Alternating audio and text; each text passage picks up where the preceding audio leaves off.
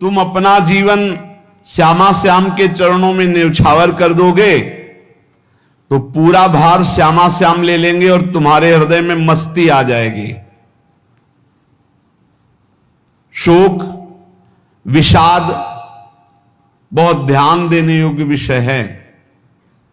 तभी लोगों को ऐसा लगता है कि ऐसा कैसे हो सकता है। भक्त के चरित्रों को जब सुनते तो लगता है ऐसा कैसे हो सकता है, ऐसी परिस्थिति में भी ऐसा कैसे हो सकता है। क्योंकि तुम मानसिक बुद्धि से युक्त हो और वो भागवतिक स्थिति से युक्त है, इसलिए तुम उसको पार पा ही नहीं सकते। जब तुम अपना जीवन श्यामा श्याम के चरणों में समर्पित कर देते हो हृदय से, फिर उनकी कृपा से सब विघ्न दूर हो जाते, एक अपार मस्ती रहती है। नहीं तो शोक, विषाद, दुख, क्लेश, कष्ट, संताप, भय, उद्वेग ये सदैव सताते रहते हैं। इसी से डिप्रेशन होता है। बार बार नकारात्मक चिंतन, शोक, विषाद, दुख, चिंता, क्लेश, संताप, भय, उद्वेग यही पूरे मानसिक स्तर को नष्ट कर देते हैं।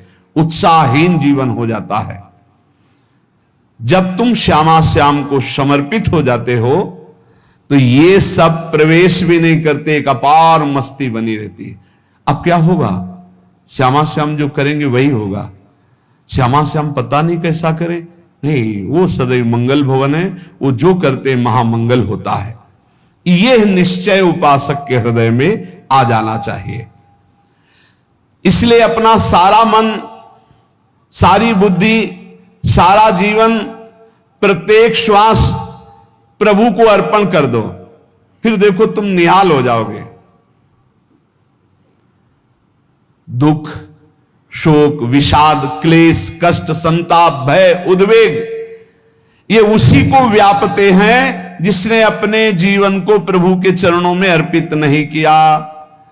इसलिए तुम अपना सारा मन, सारी बुद्धि, सारा जीवन, प्रत्येक श्वास केवल प्रभु को अर्पित कर दो, फिर देख लेना।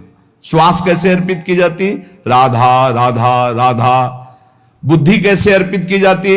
एकमात्र निश्चय कि भगवत सुख ही सुख है, ये जागतिक सुख सुख नहीं, ये दुख है, ये ऐसा दलदल है जिससे आज तक कोई नहीं निकल पाया।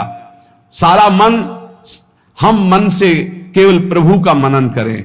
बार बार मन को संसार से हटा के नाम में, रूप में, लीला में, धाम में लगाएं। बहुत प्रसन्नता हो जाती है उस उपासक के हृदय में जो अपना मन, बुद्धि प्रभु के चरणों में अर्पित कर देता। भगवान ने तो इसको बहुत उत्तम स्थिति बताया है कि मेरे से कभी वो अलग हो ही नहीं सकता यदि मन बुद्धि अर्पित कर दिया।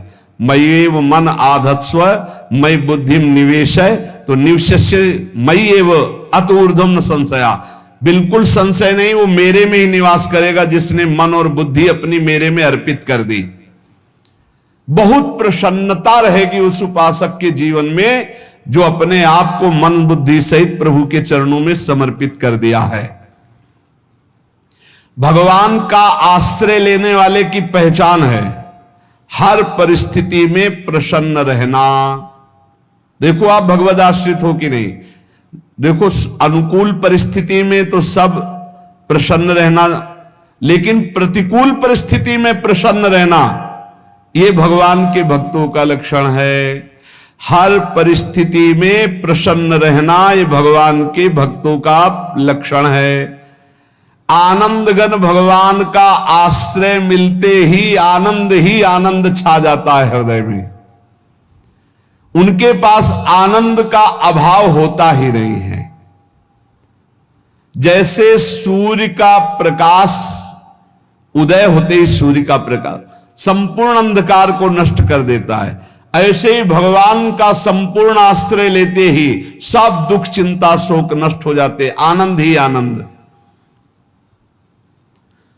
तुम भगवान के मंगलमय रूप को नहीं जानते हो, पर उनके मंगलमय भाव को, विधान को मानना शुरू कर दो।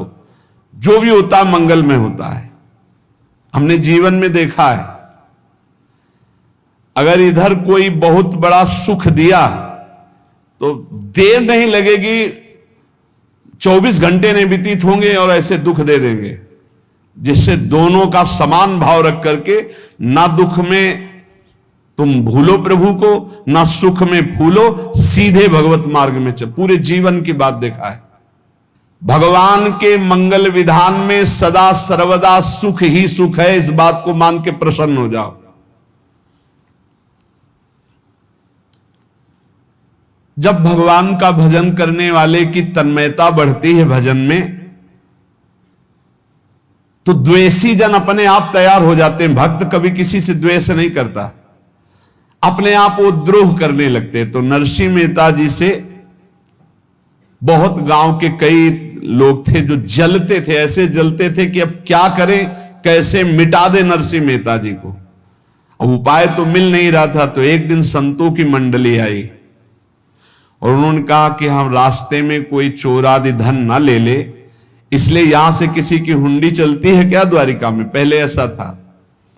बोले हाँ हाँ, हमारे यहां बहुत बड़े सेठ हैं नरसिंह मेहता जी, पर आप कहोगे वो मना कर देंगे। कई बार कहोगे, अगर वो स्वीकार कर ले तो वहां। और उनका लक्ष्य था कि नरसिंह मेहता जी की तो खाने की भी सुविधा नहीं थी, हुंडी कहां की बात आई। उनका था कि जब वो ना कहेंगे तो संतजन नाराज हो जाएंगे, अगर हां कह दिया तो वहां हुंडी चुकेगी नहीं, तो संतजन अपने आप इनको शाप दे देंगे, अपराध बन जाएगा, ये नष्ट हो जाएंगे। संतों को भेजा नरसिंह मेहता जी ने, सबकी दंडवत की, चरण पखाड़े। तो उनका ये इतना रुपया है, द्वारिका में साधु सेवा हम करेंगे, वहां तुम्हारी हुंडी चलती है, तो आप अरे उनका आप कहाँ भूल रहे हो, यहाँ खाने की भी व्यवस्था। बोले हमें सब पहले से बता दिया गया कि आप मना करोगे, बार बार मना मत करो, हमें पता है। तो उन्होंने ठाकुर जी की तरफ देखा, बोले क्या लीला है प्रभु, संतों से हम क्या कहें, ये ले रुपए। उस समय स्वर्ण की मोहरें चलती थी, बेच के बाजार से खूब उन संतों को पवाया, उन्हीं संतों की सेवा की। और उनका अपने सेठ का नाम तो बताओ जहां हमें जाके हुंडी मिलेगी। सेठ सावल सा सेठ।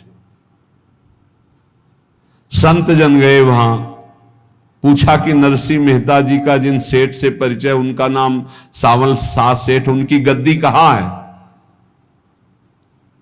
तो जो कुछ भक्त थे वो द्वारिकाधीश की तरफ संकेत करते कि वही हैं। बोले नहीं नहीं, वो सेठ है, उनकी गद्दी चलती थी, पूरी बाजार में कहीं कोई। अब संत जन एकांत में होकर के बहुत विचलित हुए, क्या हमारे साथ धोखा हुआ? नरसिंह मेहता जैसा संत क्या धोखेबाज हो सकता है? देखो संशय तो बहुत विचित्र होता है, बड़े बड़ों को संशय हो जाता है। जब भगवती सती जी को संशय हो गया, राम जी को हे खग हे मृग हे मधुकर श्रेणी ऐसा पूछते हुए कि सच्चिदानंद कैसे हो सकते, तो किसी को हो सकता है, क्योंकि वो बुद्धि की अधिष्ठात्री देवी है। जो ही उनके मन में ऐसा आया कि क्या हमारे साथ धोखा हो रहा है, इतने में ही देखा जय हो सावल सा सेठ की। होगा सावल सा सेठ, तो देखा बढ़िया मुनीम जी उनके साथ, तो सेठ बस्ता लिए हुए मुनीम जी, सरकार इधर से चलो। तो उनका सावल सा सेठ आपका नाम है? संतों ने कहा। बोले हाँ। बोले नरसिंह जी? हाँ। बोले आपकी हुंडी आ गई है। हुंडी एक कागज में लिखा कि ये हमारे सेठ जी को दे देना। वैसे लोग मुझे माखन चोर कहते, कोई कुछ कहता है, लेकिन आपने सेठ बना दिया। जब आपने सेठ बना ही दिया तो आप कभी परवाह मत करना तुम, और ये सेवक आपकी सेवा में सदैव तत्पर है। भगवान ने ऐसा लिखा। जो भगवद आश्रित है, एक बार ये चलता रहता है, जो संत जन होते हैं उनके विरोधी अपने आप बन जाते हैं, किसी से कोई मतलब नहीं, अपने आप विरोधी बन जाते हैं। कबीरदास जी का पूरी काशी में यश था।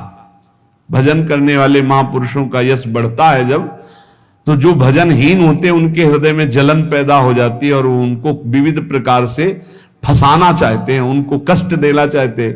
तो कबीरदास जी के यश को धूमिल करने के लिए कुछ ब्राह्मणों ने एक रचना रची, मूड़ मुड़ा के कबीरदास जी के शिष्य बन करके पूरी काशी के सब आश्रमों में निमंत्रण दे आए। कल भंडारा है, संत सेवा है, सबने स्वीकार किया। कबीरदास जी अपनी दिनचर्या करके निकले तो संत मंडली आने लगी। बोले कै बजे सेवा है? साधु सेवा। बोले कौन सी साधु सेवा? बोले कल आपके शिष्यजन निमंत्रण दे के आए, पूरी काशी के सब संत आ रहे हैं। कबीरदास जी ने कहा यहाँ तो एक की भी व्यवस्था नहीं, पूरी काशी के संत आ रहे। अच्छा, समझ में आ रहा है, लीला बिहारी तुम लीला करना चाहते हो। गए अपना निकल गए गंगा किनारे, एक झाऊ के नीचे बैठकर अपना भजन ध्यान में मगन है। 11-12 बजे तो उन्होंने देखा संतों की मंडली, काशी तो बहुत। कबीरदास जी ने देखा कि आश्रम की, तो बोले पता नहीं क्या होगा, चलो चलते हैं। तो ऐसे गमछा वस्त्र करके ऐसे डालकर मुंह ढक करके, वहां बड़ी बड़ी पंगत लगी थी। कबीरदास जी सबको पाओ जी पाओ। कबीरदास जी के रूप में स्वयं भगवान पाओ जी पाओ। कबीरदास जी ने कहा अच्छा, जब स्वामी परस रहे तो हम भी बैठ के पा ले। तो जब उसी पंगत में बैठ गए अपना कपड़ा ढक करके, और जब मोहरे की दक्षिणा दे रहे थे सब लोग कि वाह कबीरदास जी ने आज तो साधु से सबको।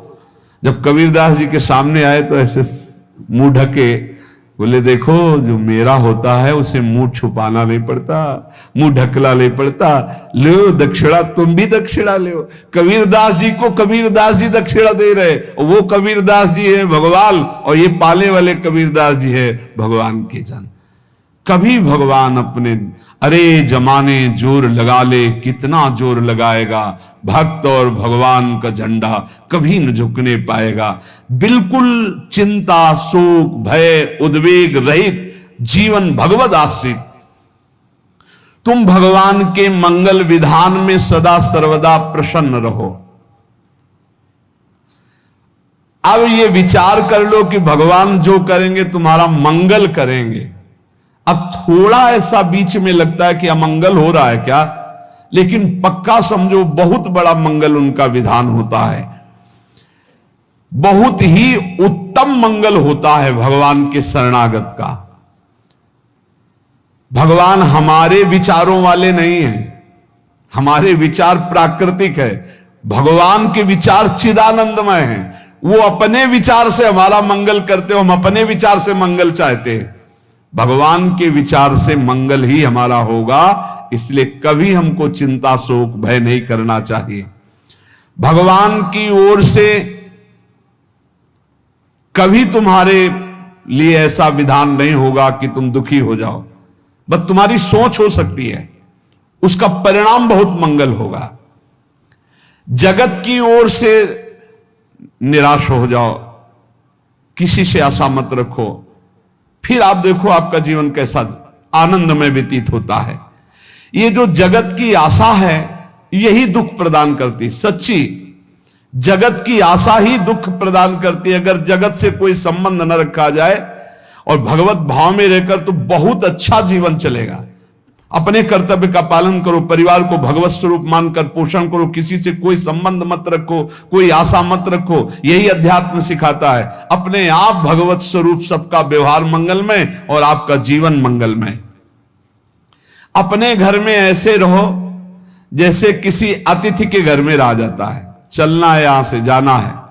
कौन रहता है अपने घर में अतिथि की भांति? भगवान का भक्त। जाना है यहां से, अपनी प्रिया प्रीतम के पास जाना। ये हमारा घर नहीं है, यहां तो हम समय व्यतीत कर रहे हैं, अपनी आयु व्यतीत कर रहे हैं भगवत आराधना करते हुए। हमें जाना है प्रिया प्रीतम के पास। वास्तविक घर भगवान का धाम है हमारा, वास्तविक घर वाले प्रभु हैं हमारे। जो नित्य सच्चिदानंद भगवान के चरणों में अपने चित्त को समर्पित करता रहता है, उसको यह अनुभव होने लगता है कि बड़ी कृपा है हमारे ऊपर भगवान की, बड़ी कृपा है हमारे ऊपर।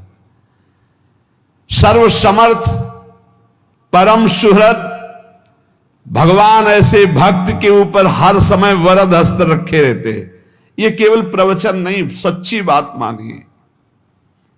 ऐसे भगवान का वरद हस्त हर समय रहता है। जब भगवान की छत्र छाया में भक्त अपने को देखता है तो आसपास घोर विपत्तियों का भी समुदाय हो तो भी वो आनंद में मगन रहता है। हर हालत में आनंदित रहना ये भक्त का स्वभाव है। भगवान ऐसे भक्तों को प्यार करते हैं जैसे कछुआ अपने अंडे को बाहर रख आवे और रात दिन उसका चिंतन करे। जब भक्त भगवान को समर्पित होता है तो भगवान रात दिन उसकी ऐसे चिंतन सुरक्षा करते हैं। अभय, ये दैवी संपदा का पहला गुण है। ये भगवान के शरणागत पर जागृत हो जाता है, वो भयभीत नहीं होता, किसी भी उससे भयभीत नहीं होता। यही डर ही डरपि हरिवंश हित, जिनो भ्रमय गुण सलिल पर। इस डर से डरते रहना चाहिए कहीं गुण रूपी पानी में फिसल न जाए, नहीं तो गलती हो सकती है। साधक सावधान रहे। ये अभय दैवी संपदा का सबसे बड़ा गुण है। जो भयहारी भगवान की शरण में आ जाता है तो उसके अंदर ये अभय प्रकट हो जाता है। अगर कहीं तुम्हें एकांत में भय लग रहा है, एक आदमी तो एकांतिक में आए थे, वो कह रहे थे कि हमें हर समय भय लगा रहता कि कोई हमारे पीछे है, अंधेरा तो लगता कोई खड़ा है, मैं जीना मुश्किल हो गया ऐसा भय। देखो ये मन कैसा है, भगवान से विमुख होने पर कैसे डरवाता है। वो कह रहे हैं हर समय मुझे डर लगा रहता है, कोई सामने खड़ा है, कोई पीछे खड़ा है, ऐसा भय लगने लगता है। और जब भगवान की शरण में आ जाते हैं तो ये अभय स्थिति हृदय में जागृत हो जाती है। कोई भी भय आसपास आ ही नहीं सकता, यहां तक कि नरक का भी भय खत्म हो जाता है जो भगवान की शरण में है। महापापी भी पुण्यात्मा महान भक्तों के समान वो उत्तम गति को प्राप्त हो जाता है जो भगवान की शरण में हो जाता है। पर ये जो भोगों का आश्रय लिए हुए हैं, मनमानी आचरण कर रहे हैं, ये कभी उस अभय को जान ही नहीं सकते कि अभय पद है क्या। इनको तो कदम कदम पर शोक, भय और दुख की प्राप्ति होगी, कोई बचा नहीं सकता। जो भोगों में लगे हैं, मनमानी आचरण कर रहे हैं। अगर निर्भय होना चाहते हो, परम सुखी होना चाहते हो तो भगवान के शरणागत हो जाओ। सारे जगत को अभय दान देने वाले भगवान है। भगवान का एक प्रण है, ममपन शरणागत भयहारी। जो मेरी शरण में आ गया उसके भय का मैं नाश कर देता हूं। साधना में अवस्था मन की मानी जाती है कि आप कितने अच्छे साधक हैं। यदि आपका मन भगवदाकार है, हर समय भगवत चिंतन चल रहा है, आपके स्वप्न भागवतिक आ रहे हैं, आपके विचार भागवतिक हैं, तो आपकी अच्छी साधना हो रही है। और यदि आपके स्वप्न गंदे आ रहे हैं, क्योंकि स्वप्न में मन का ही सारा खेल होता है, और आपकी चिंतन वृत्ति वासनात्मक चल रही, तो अभी साधना का प्रभाव मन पे नहीं पड़ा है। जिसका मन हर समय भगवत चिंतन करता रहता है वो जीते जी जीवन मुक्त हो जाता, अनुभव होता है। जैसे किसी ने कहा कि हमें कैसे पता चलेगा कि हमारा काम हो गया है, तो जैसे आप भोजन पा लेते हैं तो किसी दूसरे से गारंटी थोड़ी लेनी होती कि हम छक गए हैं क्या, आप जरा बताना हम छक गए हैं क्या। नहीं, अपने हृदय में आ जाता है कि अब मैं तृप्त हो गया। ऐसे ही अपने हृदय में आ जाता है कि मेरा काम हो गया, अब मेरा जन्म नहीं होगा। ये हृदय में आ जाता है, अपने आप अनुभव में आ जाता है। जब स्वरूप बोध होता है तो किसी और से सलाह थोड़ी लेनी होती है, वो अपने आप अनुभव में आ जाता है। हां, यदि गुरुदेव का वर्ण नहीं किया है तो फिर आपको किसी न किसी गुरु से प्रमाणित करवाना पड़ेगा। और अगर गुरुदेव का वर्ण किया है तो वही मंत्र, वही नाम, वही गुरु शरणागति आपको अंदर से पुष्ट कर देगी कि आपका काम हो गया है। विषय चिंतन करता हुआ मन विषय आसक्ति को प्राप्त होता है। विषय आसक्ति को प्राप्त हुआ मन बार बार जन्म, मरण और नरक को प्राप्त होता है। बस ये विषय चिंतन हटाना ही प्रमुख कर्तव्य साधना का है। बार बार मन को विषयों से हटा करके प्रभु के नाम में लगाओ, प्रभु के रूप में लगाओ, प्रभु की लीला में लगाओ। 3 प्रकार का चिंतन होता है। एक असत चिंतन जिसे पाप कहते हैं, जिसे अशुभ चिंतन कहते हैं। एक सत चिंतन जिसे पुण्य कहते हैं, जिसे शुभ चिंतन कहते हैं। और एक भगवत चिंतन। पाप चिंतन, अशुभ चिंतन, पुण्य चिंतन, शुभ चिंतन, ये दोनों संसार में बांधने वाले हैं। संसार से मुक्त नहीं हो सकते शुभ चिंतन करके। पुण्य का प्रताप आपको देवलोक आदि के भोग भुगा सकता है, भगवत प्राप्ति नहीं। लेकिन भगवत चिंतन से आपके शुभ अशुभ दोनों का नाश होकर भगवत प्राप्ति हो जाएगी। अब आप देखो अपने मन में कि अधिक समय आपका भगवत चिंतन होता है, शुभ चिंतन होता है कि पाप चिंतन होता है। प्रारंभ में तो सपोर्ट करने के लिए कहते हैं मन लगे ना लगे आप नाम जप करो, लेकिन जब उसकी कसौटी होती है भक्त की, तब मन ही से होती है। अगर मन आपका पाप चिंतन कर रहा है, अशुभ चिंतन कर रहा है, स्वप्न गंदे आ रहे हैं, अभी आपके ऊपर रंग नहीं चढ़ा भक्ति का, भजन का रंग नहीं चढ़ा। जब शुभ और अशुभ दोनों चिंतन छूट जाए, केवल भगवत चिंतन हो। असत चिंतन, अशुभ चिंतन तो साधक का होने ना पावे, ऐसे बचावे। क्योंकि जितना अशुभ चिंतन होगा वो आपको भ्रष्ट करेगा, पक्का करेगा। अशुभ चिंतन से तो भयभीत हो जाओ। जहां पाप का चिंतन, गंदी बातों का चिंतन हो, भयभीत हो जाओ, पुकारो प्रभु को, राधा राधा राधा राधा। ये अशुभ चिंतन आपको दुख, विपत्ति, चिंता, शोक में फंसा देगा। और शुभ चिंतन ये कोई खास बात नहीं, ये दुख तो नहीं देगा आपको, पर फंसा ये भी देगा, लोक लोकांतर के सुखों में फंसा देगा।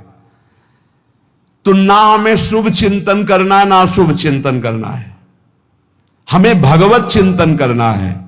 भगवत चिंतन में ऐसा तेज प्रकट होता है ज्ञान का, जैसे सूर्य के प्रकाश में रस्सी में सांप का जो भ्रम हो जाता है वो नष्ट हो जाता है। जहां सूर्य उदय हुआ दिखाई देता है रस्सी, ऐसे जो भगवान में संसार का भ्रम हो गया है, राग द्वेष मान अपमान निंदा स्तुति, ये ज्ञान में सब नष्ट हो जाता है।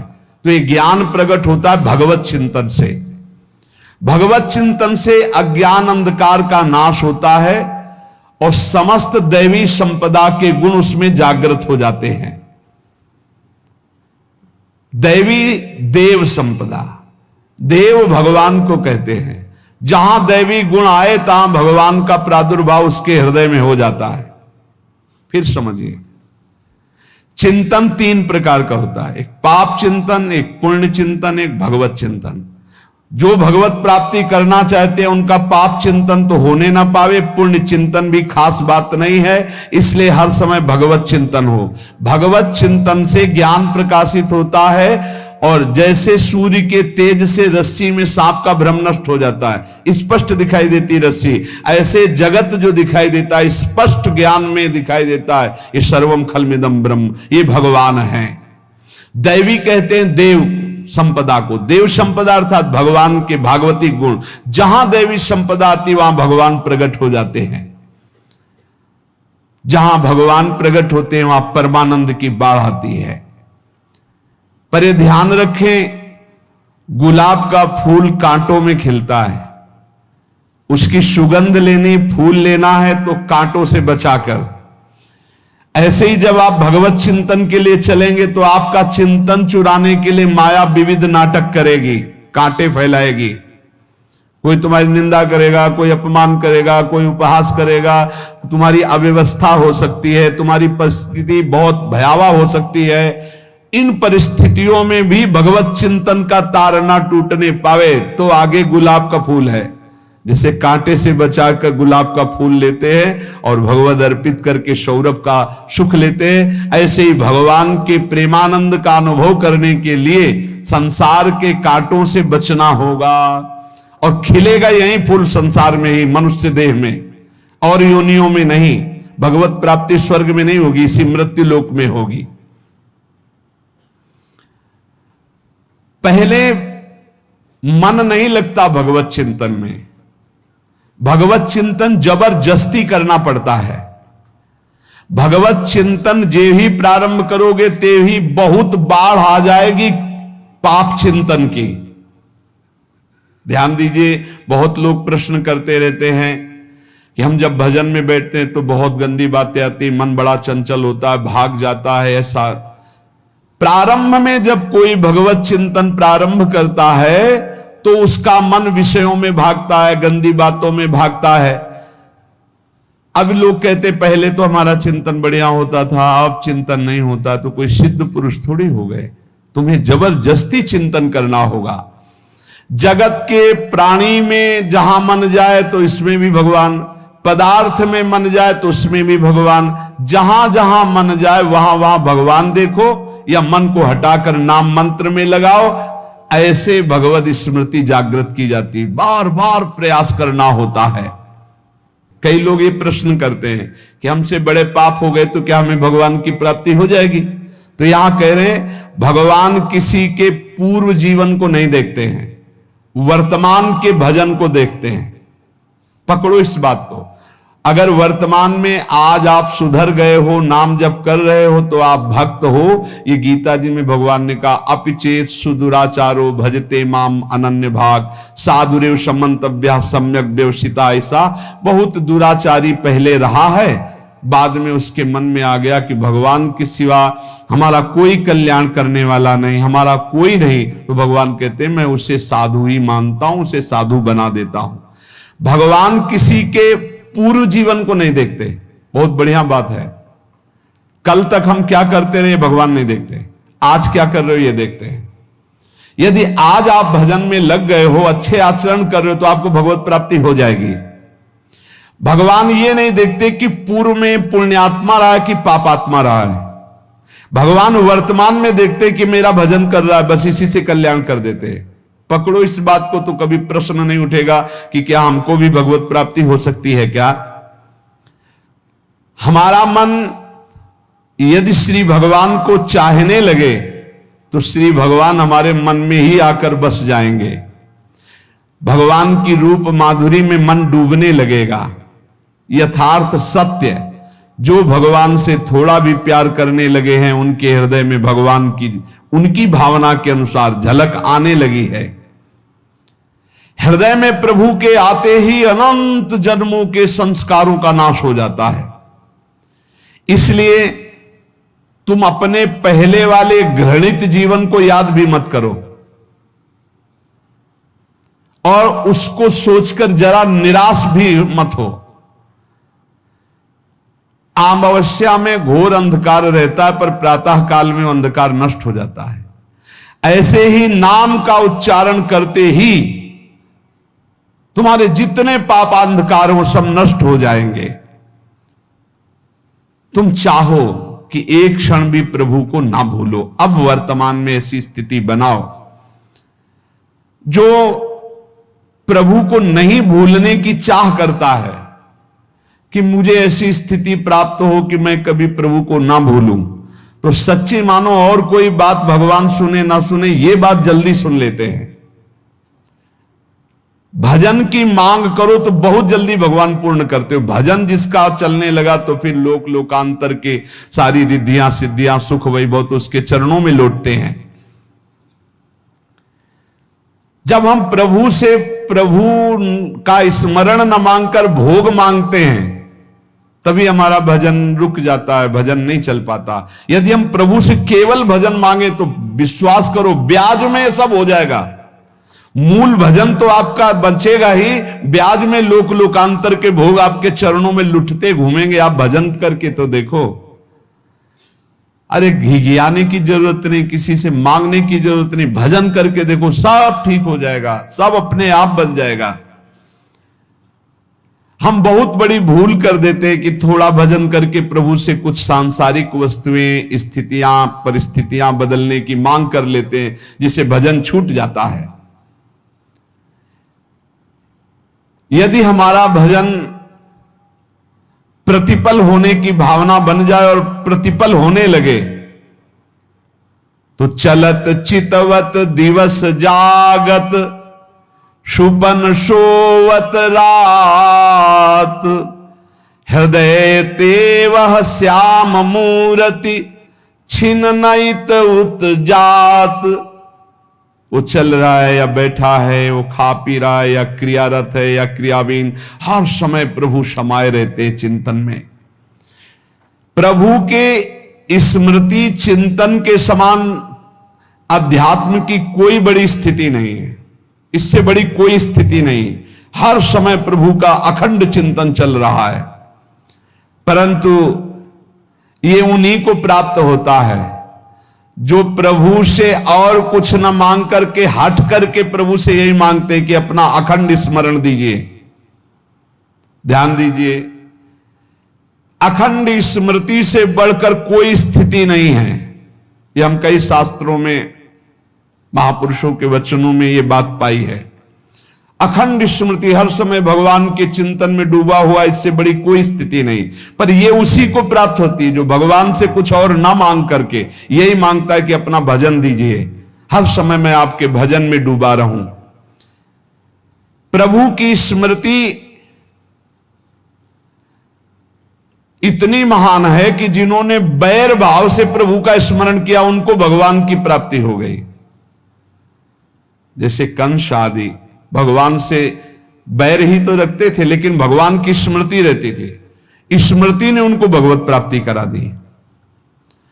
स्मृति में महान सुख है, पर वो जब भक्ति रस से युक्त स्मृति होती तब माधुर्य रस, प्रेम रस का अनुभव होता है। कल्याण तो वैर भाव से स्मरण करने वालों को भी प्राप्त हो गया।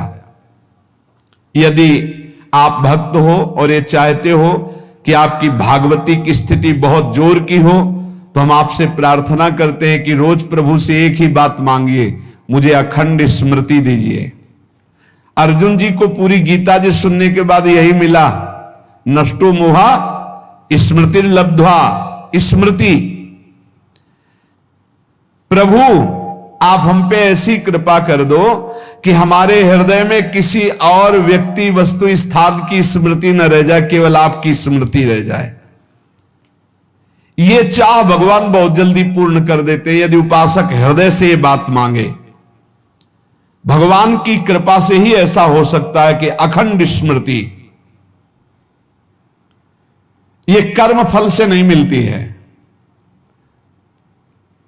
प्रभु के प्रति निर्भर होकर जो दैन्यता पूर्वक प्रभु से मांगता है और हर समय अभ्यास करता रहता है भगवत स्मरण का, उसको ये स्मृति मिलती है। और स्मृति मिल गई तो इससे बड़ी कोई स्थिति नहीं, हर समय भगवान का स्मरण। प्रभु से मन प्रतिपल नया नया स्वाद लेकर के आसक्त होता रहता है, नवम नवम। प्रभु कभी बासी नहीं होते। जैसे किसी व्यक्ति को देखो तो देखते देखते मन हट जाएगा कि देख लिया, बहुत सुंदर है, ठीक है, लेकिन वो एक दिन मन हट जाएगा। और प्रभु की सुंदरता नवम नवम है, प्रभु के नाम का स्वाद नवम नवम है, प्रभु की लीला का स्वाद नवम नवम है, प्रभु के धाम की शोभा नवम नवम है।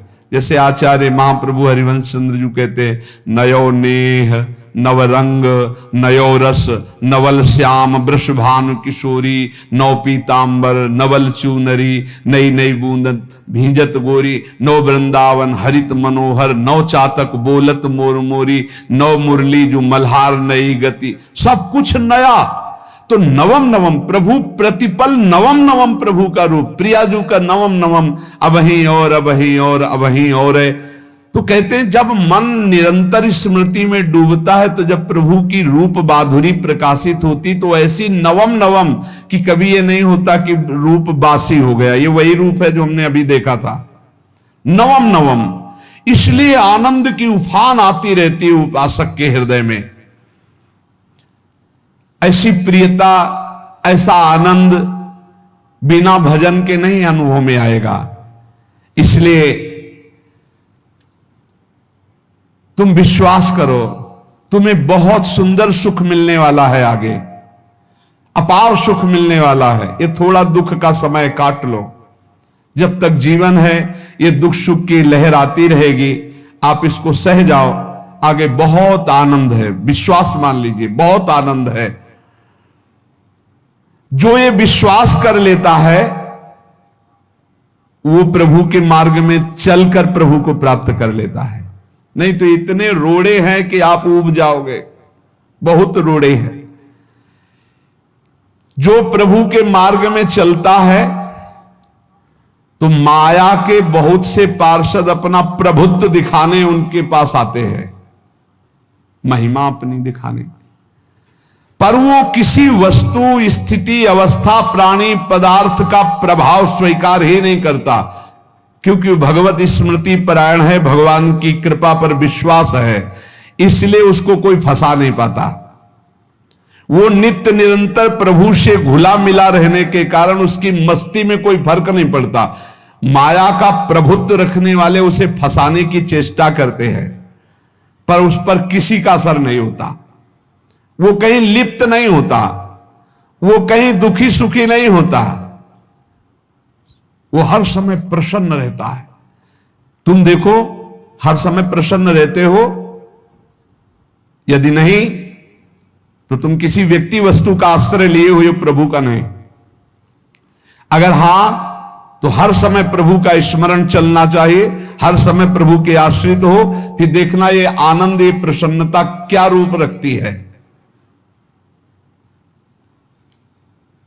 बड़े बड़े मस्त संतों को देखा, मस्त एकदम, ऐसे उन्माद में मस्त।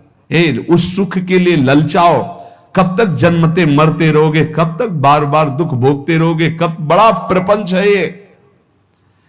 भगवान का स्मरण परम पुण्यात्मा पुरुष का हृदय माना जाता है, बहुत पवित्र हृदय, बड़ा पुण्यात्मा हृदय, जिसमें भगवान का स्मरण, भगवान का विस्मरण पापात्मा पुरुष, भयानक विपत्ति, दुर्भाग्य आते हो। सुदृढ़ निश्चय करो, अब हम भगवान के स्मरण में अपना समय व्यतीत करेंगे। मेहनत करो, कार्य करने के लिए कोई मना नहीं, आप नौकरी करो, किसानी करो, व्यापार करो, पर अंदर अंदर भगवत स्मृति, भगवत स्मृति ही सबसे बड़ी स्थिति है। अब चाहे हम जीवित रहें, चाहे हमारे मरण जैसी विपत्ति आ जाए, चाहे सब हमसे हट जाए, चाहे सब हमको नमन करें, अब हम दृढ़ निश्चय करके केवल भगवान के स्मरण करते हुए इस संसार के बीच समय व्यतीत करेंगे। अब हम चूकने वाले नहीं, ये नियम लीजिए। चाहे जीवन रहे या ना रहे, चाहे मरण जैसा कष्ट आ जाए, चाहे सब वियोग हो जाए, सब चले जाए, चाहे सब संयोग हो जाए, सब नमन करें, अब हम प्रभु का स्मरण नहीं छोड़ेंगे। जो ऐसा निश्चयी होता है, दृढ़ निश्चयी, उसके अंदर दृढ़ विश्वास, तो उसके हर समय भगवान की स्फूर्ति होती रहती है। भारी प्रतिकूलता में भी भगवान का सानिध्य अनुभव होता है। वो अनुकूलता में तो भगवान के दुलार को देखता है, लेकिन प्रतिकूलता में भगवान की विशेष कृपा को देखता है। ये संयोग, ये वियोग, संसार की ये द्वंद्वमयी वृत्तियां भक्तों के हृदय में नहीं चुभती। आए की हुज्जत नहीं, गए की तलाश नहीं, क्योंकि नित्य संयोग भगवत स्मृति के प्रभाव से प्रभु का रहता है। इसलिए सारे काम अपने भगवत स्मृति से युक्त होकर के करो, हर कर्म प्रभु को समर्पित करो, किसी से किसी भी तरह का कोई राग द्वेष नहीं। प्रभु की चर्चा के सिवा नियम ले लिया जाए कि कोई और अन्य चर्चा नहीं होगी। हमारे जीवन का परम लाभ है ये सेकंड वर्तमान का हमारा भगवत स्मरण में जा रहा है, हम बेपरवाह, हम निश्चिंत है, हमारा परम मंगल होगा। इस बात को हृदय में बैठा ले और सतत भगवत स्मरण परायण रहे। शेष चर्चा आगे। श्री राधा वल्लभ लाल की जय।